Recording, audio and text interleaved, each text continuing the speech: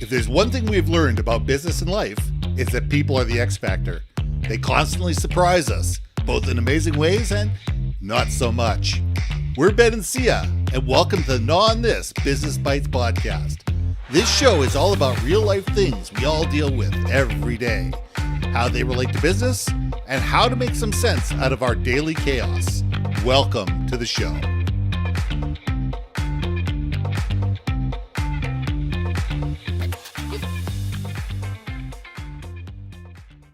And welcome back to another episode of Gnaw on This Business Bites. I'm Ben, and this is Syya.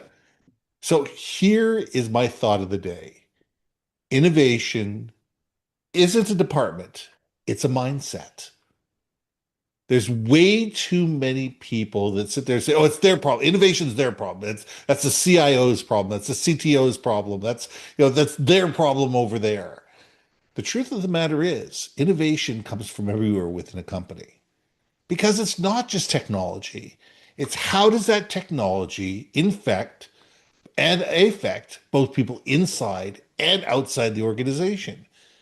How does that innovation affect you as a person, your team, your department, the company as a whole, and your customers, and possibly external stakeholders like vendors, etc.?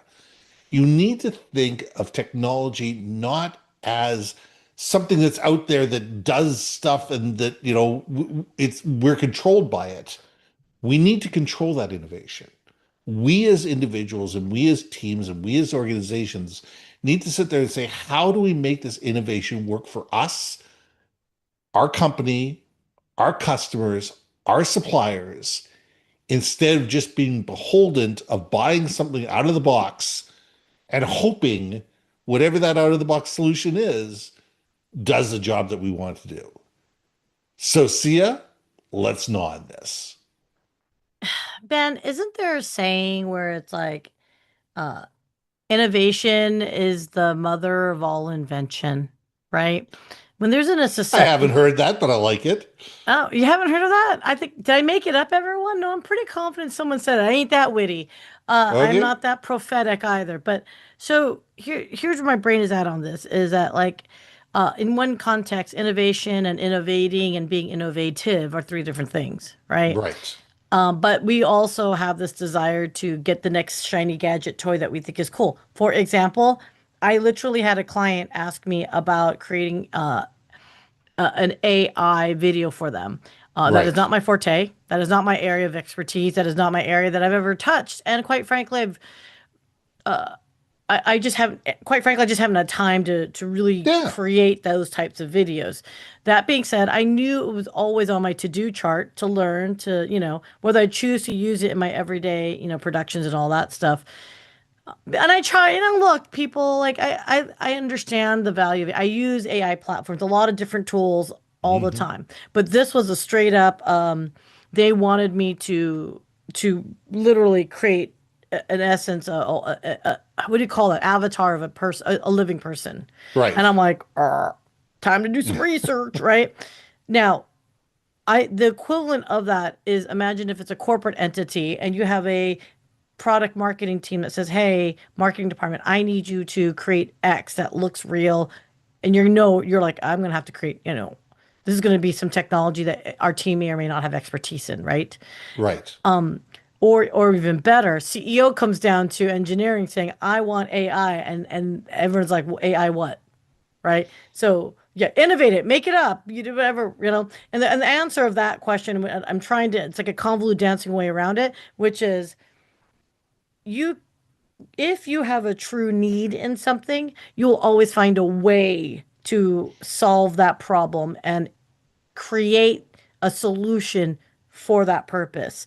But to quote, buy the next best gadget toy because it's adjacent to whatever your problem is, but doesn't actually Hmm. truly solve your problem, that's the problem that, we all have. And that's what we challenge, right? Because the shiny new toy isn't always the solution. The shiny new Well, toy is what's popular right now. Perhaps you might need it. Maybe that's not the use case. Or my even personal favorite, it is a great use case, single point use case. So you're spending millions of dollars on a single point use case that may or may not net you any ROI. well, yeah. And the question is, why are we doing this? The first question is, why are we doing this? Yep. What do we hope to gain by doing this? And what are the ramifications of not doing this? I mean, I look at innovation as something that, I'm constantly innovating. I am constantly sitting there going, okay, how can we get better? And that's where I'm thinking about with the mindset. How can we constantly get better, personally, as a team, as a department, as an organization? How do we constantly get better at how do we take a look at technology and sit there and say, not only so it just works for the CTO or the CIO, but it works for the users that are actually, have their hands on this thing every single day. Like, I talked to somebody the other day, and their CFO has said we need a new ERP system. Okay, so the CFO went about and they spec'd an ERP that met their needs. Hmm. Wonderful, great, it meets their needs. But they didn't take the time or the energy to find out, does this ERP actually meet the needs of the departments that which they want to interact with? Can you grab all that information that different departments have in different databases and different spreadsheets and different, catalogs, and be able to pull it into this ERP easily? What do the salespeople need to be able to grab quickly and easily out of the ERP? What does marketing need out of this? What does legal need out of this? What does procurement need out of this? So it's not just, well, I think we're going to be better off because we're going to do ERP because it's going to enable me to do my job better. Great. That's wonderful. But you also need to sit there and say, okay, this is a piece of technology that's going to be used across departments and across divisions. How do we create something that is going to be innovative, but it's still going to be useful for the various departments that are going to be using it, and enable you still allow you as a CFO to gather the information that you need to be able to make executive level decisions and be able to steer board level conversations. So it's looking at technology not for technology's sake, but how is that technology used differently by different parts of the organization? And how do we create something that's symbiotic with everybody so that everybody can be, at least if it's not a perfect fit, it's a much better fit than what they're using right now. I mean, whew, so I think the challenge, I think it's a challenge for all businesses, right? Is you have a business need. The question Hmm. is, what kind of timeline do you have and what kind of budget do you have to accommodate it, right? And what is the risk if you do embrace this, whatever cool gadget of the day is? And I think I see the point of at times where companies are trying to stay competitive. They are Hmm. trying to constantly operate efficiently. So I don't want to presume or bash larger organizations or even mid-tier and SMB space, right? Where we think as an SMB, like, oh my gosh, if everyone's using, and I'm going to pick on AI, it used to be cloud back in the day, right? But, whatever, am I going to be run over by the competition, right? Right. And so I see the motivation. I understand that sometimes maybe embracing that said gadget may be the nudge that puts you over the competitive edge, Right. right? It could be, and I get that. And there's that question for companies, right? Do you organically create that competitive edge, or do you acquire that Hmm. said whatever gadget and toy? And there's that third option. Do you find another organization and collaborate with them so Hmm. you can get that boost, right? And so I think again, it is an investment that's going to get made no matter what those three options are if a company wants to stay that cutting edge. But at the same time, are you evaluating? Why do I have such a problem with that? Evaluating. Evaluating. It's coming out It's a lot evaluating. of syllables. It's a lot of like tongue evaluate, Evaluating. evaluate. Yes. Okay, anyway, I digress. Okay, now it's killed my train of thought. Damn it. Okay, so I'm coming back to three options, and oh, businesses have to decide. Like, look, okay, if you do it organically, do you have the internal infrastructure in place for your team to be Hmm. able to go with the wind, be free and create, my friend, right? Do you have that entrepreneurship mentality in your organization? Maybe that's a future topic too, my friend. Very much so. To be able to allow and then give them the budget and bandwidth to prove the the solution Hmm. out, right? So I think there is absolute value in it. The problem with organic, though, is you're relying on your internal input, which can sometimes become a bit of a ivory tower vibe if it's not an outsider in, looking in. Yeah. But at the same time, it's your people's. You actually knew them, you trusted them, you vetted them. So there is something to be said about that familial need. They know the business better than anybody else because they've been in the business and they know the weaknesses. Right. So I do think that the idea of that innovation in that context can be extraordinarily powerful if you have the time, if you have the budget, and if you have the patience and the risk Yes. reward section of it. The problem is that is like a unicorn. Any company that has that, like, and it's usually like big tech companies that you will have a research arm. Right. Okay. They'll have a skunk works department that's what the skunk works department does. But not all companies are, quote, yes, all companies are tech companies, but they are not creating Technical. Yeah, they're technology, creative right? technology So, companies. Yes. so if you're not in that space, you're not a tech innovator in that context, then you're going to probably have to look at the other two options, which is acquire, the Hmm. either acquire the company altogether and be like, we're going to absorb you into the Borg, or buy from them. I guess that'd be fourth option then, huh? Yeah. But either way.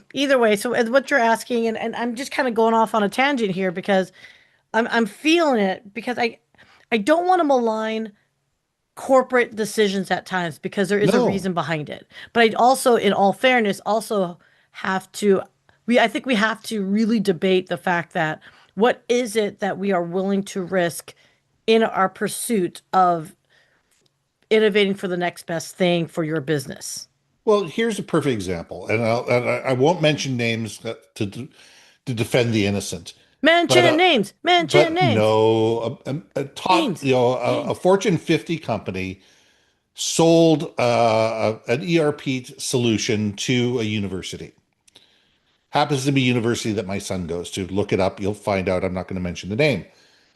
Well, it was a great solution internally within the department. It was well received. It worked well. This or the other thing.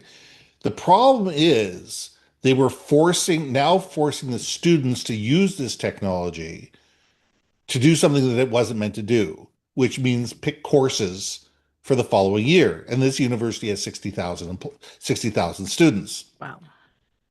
Within a week of this being implemented, a group of computer science students have gotten together and built a shell.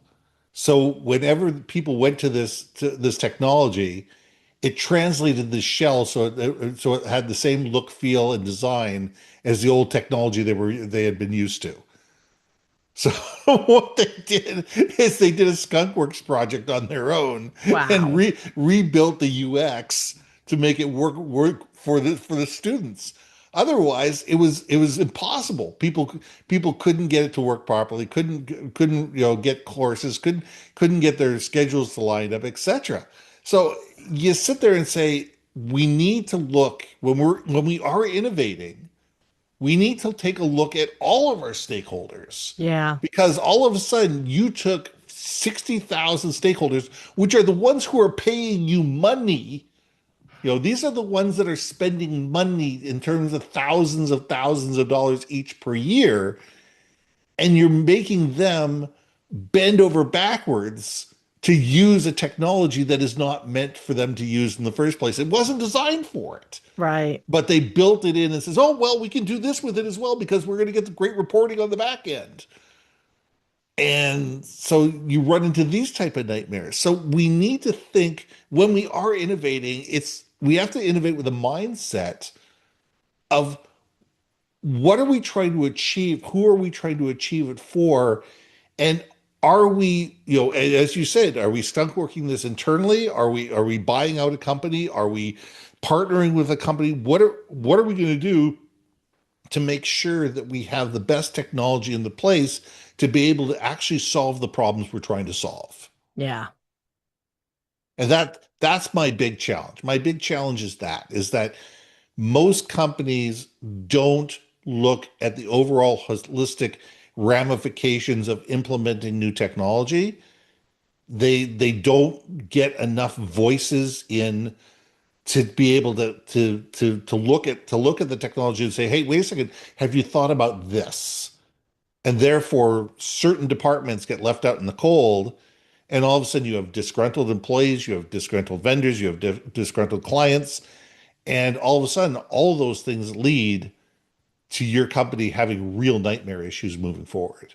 This is like a problem that like IT has been fighting since the dawn of time, since the concept of IT department has formulated, Yes. which is each department having their own budgets, and then you've got this shadow IT that starts forming because they like marketing is notorious for it. I don't mind picking on marketing. They will buy all these platforms that they need to do creation, et cetera. Well, it requires IT to support it in the infrastructure. And at the same time, if there is no discussion on, hey, we bought this huge, let's say, AI platform. Oh, and by the way, it's going to run on 15 terabytes every second. Yeah, Hmm. that's like a freaking like nightmare for IT, right? Yeah. So 100%. And I think that's why it's so critical at the CXO level that there's a true understanding of making sure that wherever their departments that they're the head of, that each segment of their leadership is in lockstep with each peer, right? So they Yes. understand, yes, I get it. Everyone's got their job and roles and different types of responsibility, but you need to be tight with your peers. So again, this is where great leadership comes into play, where either it comes top down or if it's mid-tier leadership on up, if it's whatever, it's as long as the leaders are leaders of respect and peer in their peerage, it's so much can happen in so many great ways for a business. But we all know the truth though. There isn't. Because you know why? Oftentimes they're fighting each other for the same damn budget. So there's a bit of animosity, right? Or they are on the client side of receiving it and they hate that organization because they feel like they're getting crap customer service. So yeah, no, I think this discussion, if anything, is directed at all executive leadership, and that if you have the opportunity to, make decisions on these types of things, I hate to say it, you gotta look at the man in the mirror, woman in the mirror, and really decide, like, hey, man, like, do I have the setup environment where if we are going to innovate, we are going to drive change, do I have all the buyers in? I forgot what that term is. Do I have all opt-in? Do I have Everybody opts in. That's it. Yeah. Okay. I love it. Let's land this plane. I think we got a whole new conversation coming out of this thing. But let's leave that there. That's a great question to end on. So I'm Ben, See ya. and we'll see you soon. Hey, hey, hey. Thanks for listening to another episode of Not on This Business Bites. If you liked what you heard, we most humbly ask that you like, share, and hit that subscribe button. And if you want to communicate more effectively within your organization, contact Ben at yourbrandmarketing.com or me at brilliantbeammedia.com.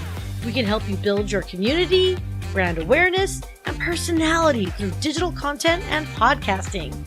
We cannot wait to hear from you. So see you next week for another episode of Not on This Business Bites.